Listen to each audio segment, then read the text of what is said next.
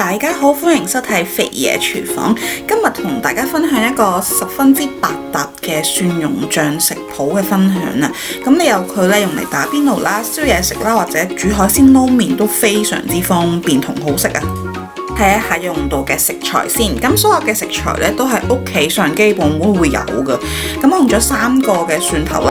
咁呢度整出嚟就啱啱好係平時喺超級市場買一樽樽嗰啲醬料嘅 size 咯。咁就先將啲蒜頭去皮先啦。咁我就呢個新屎坑啊，咁所以就用咗個 chopper 嘅呢一個去皮嘅功能咧，去將蒜頭去皮。咁當然你可以用你自己嘅方法將蒜頭去皮啦。咁然後咧就將蒜頭咧分批咁擺入去呢一個攪拌機嗰度，將佢打碎佢。去晒啲蒜頭之後咧，就按自己嘅喜好啊，落少少辣椒。咁我自己都用咗7至8隻嘅，咁但係你唔食得辣嘅話，就唔好跟我用咁多辣。咁再將佢打碎佢。我哋就喺個鑊度落150ml嘅菜油，用大火燒滾佢，再轉細火，先落1半嘅呢個蒜蓉落去，將佢爆一爆香佢先。記得俾佢煮嘅時候一定要 keep 住用細火啊！如果唔係呢啲蒜頭咧就好快燶，咁就唔好食噶啦。咁輕輕攪一攪勻佢啦。由於個火 keep 住係非常之細啦，咁所以都唔需要心急嘅。咁然後我哋就可以開始調味，落咗1湯匙嘅蠔油啦，1湯匙嘅生抽。再慢慢將啲醬料同埋個蒜蓉咧撈勻佢先，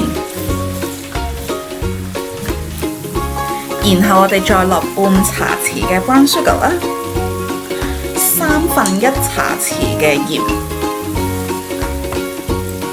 咁再輕輕咁樣將所有嘅調味料將佢撈勻佢啦。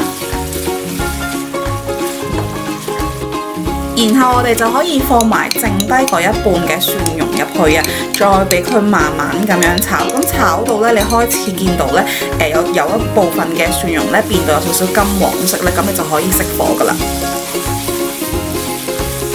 咁攤凍咗之後咧，就可以將佢入落個樽度啦。